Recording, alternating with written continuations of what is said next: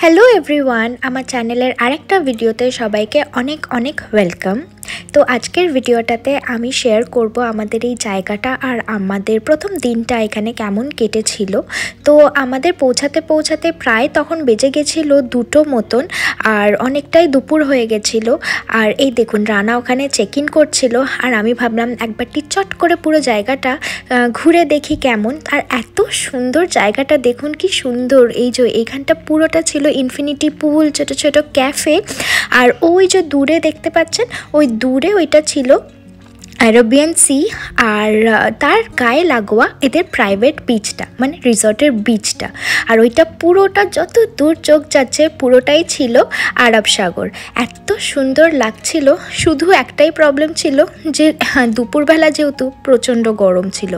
তো যাই হোক, চেক ইন করার পর আমাদের রিসেপশন থেকেই একটা বাগি করে দেওয়া হয়েছিল, আর ওনারাই আমাদের এখন লাগেজ নিয়ে আমাদের রুমে পৌঁছাতে নিয়ে যাচ্ছিলেন। আর গাড়িটা ওনারাই ভ্যালে পার্কিংয়ে পার্ক করে দিয়েছিলেন 2 দিনের জন্য, মানে যতদিন আপনি থাকবেন ততদিন ওনারাই গাড়িটা, ওনাদের পার্কিং আছে জায়গা, সেইখানে ওনারা পার্ক করে দিয়েছিলেন।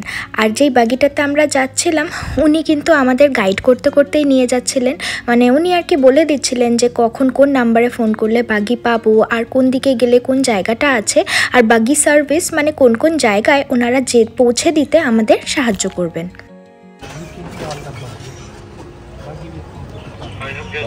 What is the number? 50.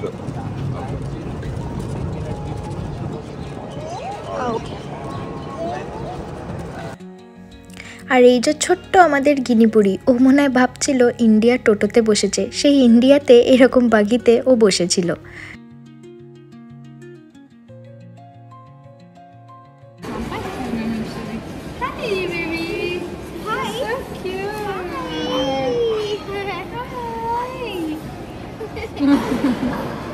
তো আমাদের চেক ইন হয়ে গেছে, জানি না শুনতে পাওয়া যাচ্ছে কিনা। তো এখানে 3টে অবধি লাঞ্চ আছে, আর এখন 2:30 বেজে গেছিলো। তো আমরা ভাবলাম যে ফার্স্টে গিয়ে বাগি নিয়ে গিয়ে লাঞ্চ করে নিই, তারপরে আমরা ডিসাইড করবো কোথায় যাব। আমাদেরকে ম্যাপ দিয়েছে, সেই ম্যাপ দেখে যেতে হবে, কারণ এত বড় যে বোঝা যাচ্ছে না। তো আগে খেয়ে নিই, তারপরে গিয়ে সবাইকে রুমটাও দেখাবো, আর তারপরে ডিসাইড করবো যে কী করা যাবে। জায়গাটা এতই বড় যে বড় একটা ভিডিওতে দেখাতে গেলে একটু বোরিং হয়ে যাবে আর অনেক লম্বা হয়ে যাবে। তাই কিছু কিছু জিনিস, যেমন আজকের লাঞ্চটা, আমাদের রুম ট্যুরটা, সেগুলো আমি আপনাদেরকে ছোট ছোট শর্টসের মাধ্যমে শেয়ার করব। লাঞ্চ করার পরে এখন আর কোনো প্ল্যান ছিল না, যেহেতু বাইরে খুব গরম। তো এখন রুমে যাওয়ারই প্ল্যান ছিল। তো বাইরে এসে দেখলাম বিশাল বড় বোর্ডে এখানে কোন দিন কোন অ্যাক্টিভিটি হয় সেগুলোর পুরো ডিটেলসে দেওয়া আছে। তো দেখলাম আজকে একটা তান্তুরা শো আছে, মানে এখানকার একটা ট্র্যাডিশনাল ডান্সের শো, আর সাথে বাচ্চাদের মিনি ডিস্কোও আছে। তো দেখুন এখন তো রুমে গিয়ে একটু রেস্ট নেওয়ার পালা, কিন্তু ঘিনি বুড়ি সে আর রুমে যেতেই চায় না। পরে ওর বাবা ওকে চ্যাংদোলা করে কোনো মতে নিয়ে এসেছে। আর আমাদের রুমে পৌঁছাতেই দেখলাম উনি একটা ছোট্ট মতন কেক আর একটা অ্যানিভার্সারি কার্ড নিয়ে দাঁড়িয়ে আছেন বাইরে। মানে এই রিসর্টের তরফ থেকেই, যেহেতু আমাদের অ্যানিভার্সারি উপলক্ষে আসা, ওনাদের তরফ থেকে এই ছোট্ট একটা জেস্চার বা টোকেন অফ লাভ বলুন, ওনারা পাঠিয়েছিল। বেশ সুন্দর ছোট্ট একটা হার্ট শেপের হ্যাপি অ্যানিভার্সারির লেখা রেড ভেলভেট কেক, আর সাথে সুন্দর একটা কার্ড, বেশ সুন্দর জিনিসও লেখা ছিল ভেতরে। তো দেখে তো ভীষণ খুশি হয়ে গেছিলাম। তারপরে সবাই একটু ফ্রেশ হয়ে জামা কাপড় চেঞ্জ করে আমাদের ছোট্ট করে অ্যানিভার্সারি সেলিব্রেশন করেছিলাম। তো সাথে ছিল আমাদের বাড়ির পরিবারের লোক, ভিডিও কলের মাধ্যমে অবশ্যই। যতই একা থাকি না কেন, যতই কোথাও একা ঘুরতে চলে যাই না কেন, পরিবারের লোকেরা কিন্তু জীবনে কনস্ট্যান্ট। ওদের ছাড়া আমাদের কোনো সেলিব্রেশন, কোনো অকেশনই সম্পূর্ণ হয় না। আমাদেরকে খুশি দেখে, কিছু করতে দেখে ওরাও ভীষণ খুশি হয়, আর ওদেরকে ভিডিও কলের মাধ্যমে আমাদের প্রত্যেকটা খুশিতে, প্রত্যেকটা সেলিব্রেশনে নিয়ে আমরাও ভীষণ খুশি হই। এখন দূরে থাকলে এটাই একটাই উপায়। আর কেকটা কিন্তু অবশ্যই ভীষণ টেস্টি খেতে ছিল। তারপর খানিকক্ষণ রেস্ট নিয়ে ভাবলাম যে বেশিক্ষণ রুমে থেকে লাভ নেই, একটু বাইরে গিয়ে দেখি আর জায়গাটা এক্সপ্লোর করি যে কেমন কি আছে, কতটা দূরে জিনিসগুলো। আর তাই ভাবলাম বেরিয়ে আগে আমাদের রুমের যে ভিউটা সেটা ছিল সুইমিং পুল, তো সেইটা একটু দেখে তারপরে যাব বিচে। কিন্তু বাইরেটা দেখুন এত সুন্দর লাগছিল, কিন্তু এত রোদ ছিল। আসলে আমরা বেরিয়েছিলাম ওই 4:30-5টার দিকে, আর এখানে না ইউএইতে প্রায় ওই সানসেট হতে 7টা 7:30 বেজে যায়। তো যতক্ষণ না রোদটা একটু পড়বে এখানে ভীষণ রকম গরম থাকে। গরম তো লাগছিল, কিন্তু মনে যে আনন্দটা ছিল ওটাকে আর চেপে রুমের ভেতরে কি করে বসে থাকতাম। তো এই যে আমাদের রুম থেকে এই ছোট্ট সুইমিং পুলটা বাচ্চাদের আর বড়দের পাশাপাশি এইটাই দেখা যায়।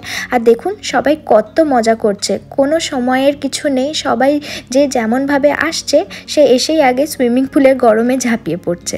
আর এই দেখুন জায়গাটা হাঁটতে হাঁটতে যাচ্ছিলাম আর কি সুন্দর অপূর্ব লাগছিল। আমাদের রুমটা থেকে রিসেপশন অবধি হেঁটে আসতেই আমাদের লেগে গেল 10 থেকে 15 মিনিট। ইচ্ছা করেই আমরা বাগি নিইনি, কারণ ভাবছিলাম যে হেঁটে দেখি আশেপাশে কিরমভাবে কোথায় যাওয়া যায়। অবশ্যই ওনারা আমাদের একটা ছোট্ট ম্যাপ দিয়েছিল, সেই ম্যাপ দেখে দেখেই এদিক ওদিক সেদিক যেখানে খুশি যাওয়া যেতে পারে। আর রিসেপশনের ঠিক নিচেই আছে এই পুলটা আর ছোট্ট একটা ক্যাফে। এখানে কিন্তু প্রত্যেকটি জায়গায় মানে খানিক জায়গা ছেড়ে ছেড়ে ছোট ছোট পুল আছে, আর তার সাথে সাথে ক্যাফে, আর প্রত্যেকটার ক্যাফের কিন্তু আলাদা আলাদা আবার নাম আছে। এখন আমরা যেখানটাতে দাঁড়িয়ে এই দৃশ্যটা দেখছি সেই ক্যাফেটার নাম সানসেট ক্যাফে। আর ওই যে দেখুন দূরে ছাতা লাগানো ওইটা আমাদের বিচ, মানে এই রিসর্টের বিচ। আর তার পাশে যেই বাড়ি ঘরগুলো দেখছেন মানে ওটাও রিসর্টেরই, ওগুলো কিন্তু প্রাইভেট ভিলা। মানে এখানে ওই ভিলাগুলো কিনে আবার লোকেরা আছে, আর তাদের জানেন আবার পার্সোনাল কাস্টমাইজড বাগিও আছে। কারুরটা পিঙ্ক কালারের, কারুরটা লাল, কারুরটা আবার ব্লু, আর কারুরটা আবার হলুদ। তো তারপরে এত গরম লাগছিল, হাঁটতে না পেরে একটা বাগি নিয়েই আমরা বিচে চলে এসেছিলাম। আর এই দেখুন এত গরম লাগছিল যে গিনি একদম লাল হয়ে গেছিল, ওর গাল দুটো মনে হচ্ছিল গাল না আপেল। তাই জন্য ওর ছোট্ট একটা ফ্যান ওর জন্য আমি সবসময় ক্যারি করি, ওইটা দিয়েই ওকে একটু হাওয়া দিচ্ছিলাম। কিন্তু যতই গরম লাগুক একবার ভিউটা দেখুন কি অসাধারণ লাগছিল। তাই ভাবলাম সানসেটটা তো এই বিচে বসেই দেখাটা আজকের জন্য বেস্ট হবে।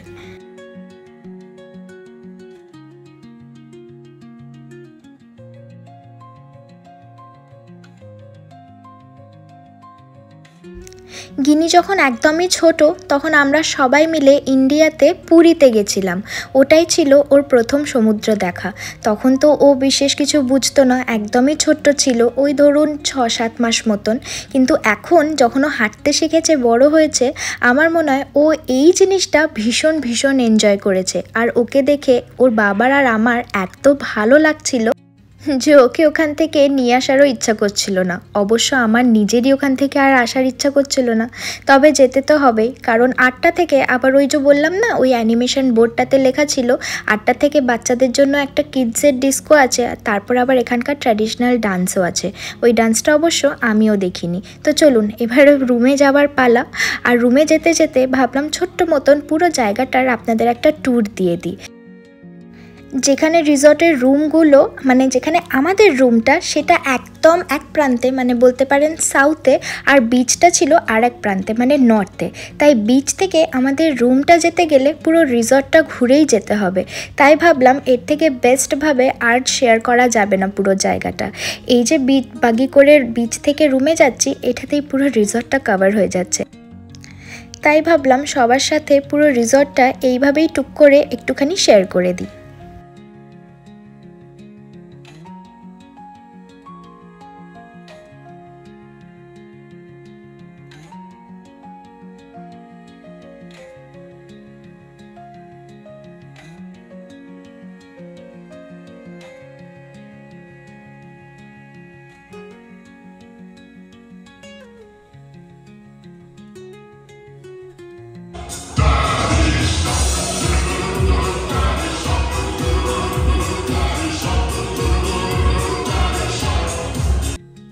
রুমে গিয়ে বেশ খানিকক্ষণ আমরা রেস্ট নিয়েছিলাম আর তারপরে সবাই মিলে ফ্রেশ হয়ে আবার চলে এসেছিলাম এই চিটচ্যাট ক্যাফেতে।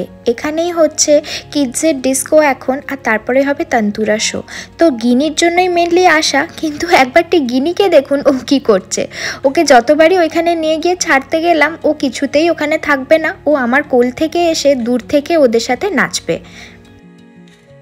যার জন্য আসা এত তাড়াতাড়ি, তাকে তো ওদের সাথে কিছুতেই সামিল করা গেল না। তো যাই হোক, আমি দূর থেকে ওকে নিয়ে ওর সাথে নাচলাম।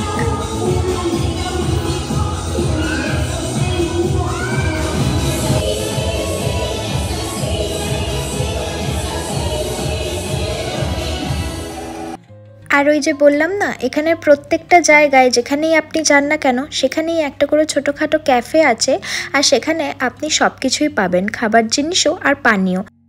ডিনার করতে যেহেতু এখন টাইম ছিল, তাই গিনিকেও কিছু খাইয়ে দিয়েছিলাম, আর সাথে আমি একটা কফি নিয়েছিলাম আর রানা নিয়েছিল একটা মকটেল মতন।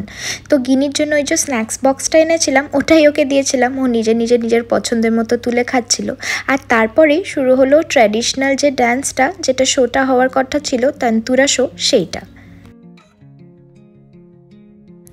এই দেশে আমার অনেক বছরই হয়ে গেল, প্রায় 3 বছর, কিন্তু এই শোটা আমি আগে কখনো দেখিনি।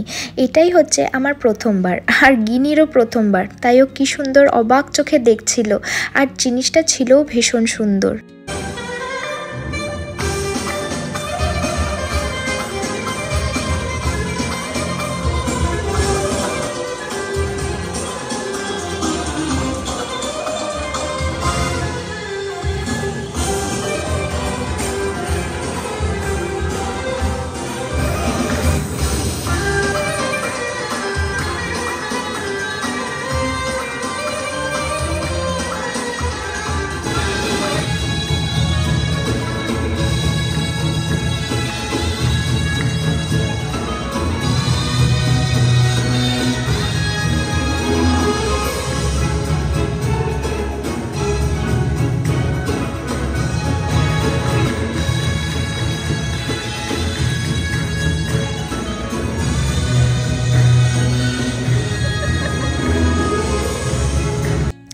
এতক্ষণ ধরে কন্টিনিউয়াসলি আমি ঘুরলে হয়তো আমি মাথা ঘুরে পড়েই যেতাম, কিন্তু উনি এত সুন্দরভাবে জিনিসটাকে তুলে ধরলেন।